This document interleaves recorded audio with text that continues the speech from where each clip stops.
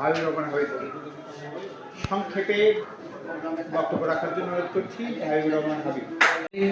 এবং যারা কাজ করি অধিকাংশ চালকরা আমরা বেশিরভাগ বুদ্ধিজীবী।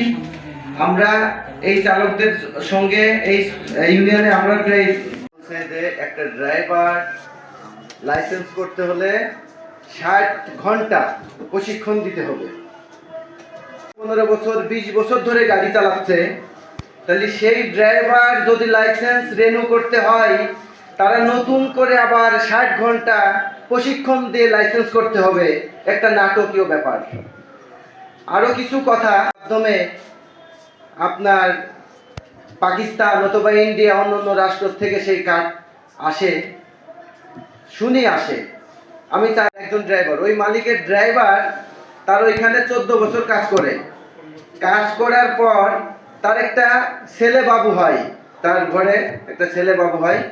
হওয়ার পরে অটো রিক্সা চালক শ্রমিক ইউনিয়ন আয়োজিত চালক কনভেনশন সেন্টার উপস্থিত শ্রম কমিশন আর ট্যাক্স সহ প্রায় 14-15 কোটি টাকা পড়ে।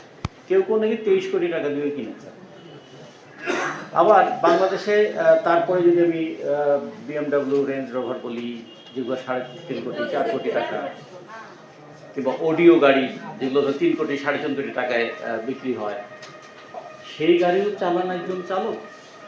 আবার তুলনামূলকভাবে সস্তা গাড়ি যদি বলি, আমরা যদি বলি টয়োটা রিকন্ডিশন 2.5 লাখ 2.5 লাখ টাকায় পাওয়া যায়, সেটাও চালান একজন চালক।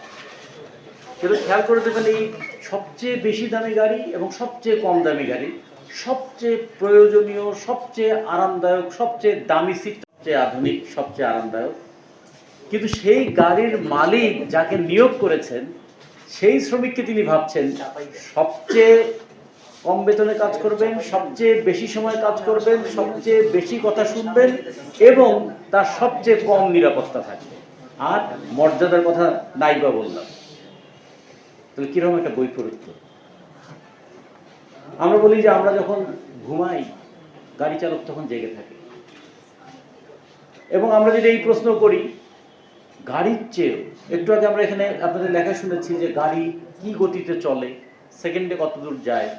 50 কিলোমিটার বেগের যে গাড়িটা চলে, সেটা সেকেন্ডে প্রায় 42 ফুট যায়। 1 সেকেন্ডের মধ্যে 42 ফুট চলে যাচ্ছে। সেই গাড়ি যে চলে, গাড়ি চলে তার চেয়েও দ্রুত গতিতে চলে কি? তার চেয়ে দ্রুত গতিতে চলে ড্রাইভারের চোখ। সেই চোখে প্রতি মিনিটে 15 বার চোখের পাতা পড়ে। চোখের পাতা না পড়লে তার চোখটা ভেজা থাকে না। চোখটা ভেজা না থাকলে চোখ ভালো দেখতে পারে না। চোখটা ভেজা থাকতে গেলে তাকে নিয়মিত পানি খেতে হবে। আবার নিয়মিত পানি খেতে গেলে তাকে মাঝে মাঝে বাথরুমে যেতে হবে। বলুন তো, ঢাকা শহরে যে সমস্ত প্রাইভেট গাড়ি চালক আছেন, তারা কোথায় তাদের প্রাইভেট গাড়ি চালকরা বাথরুমে যাবেন? এরা গাড়ি চালায় অ্যাম্বুলেন্স।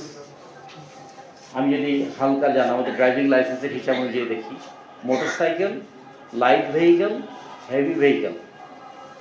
হালকা হিসাবে আমাদের একটা লাইসেন্স আছে, কিন্তু আমাদের শ্রম আইনে হালকা যান চালকদের কোনো কথা লেখা নেই।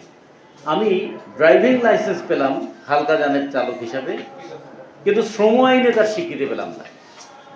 গাড়ি আছে, গাড়ির চালক আছে, আমার একটা লাইসেন্স আছে, কিন্তু আমার শ্রম আইনে আমার এখন পর্যন্ত স্বীকৃতি নাই।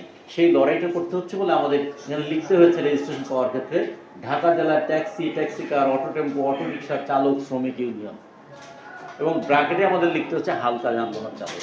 কারণ হালকা যানবাহন চালক হিসাবে আমরা এতই হালকা যে আমাদেরকে কেউ পাত্তাই দিচ্ছে না, এমনকি আইনেও আমাদের স্বীকৃতিটা নাই।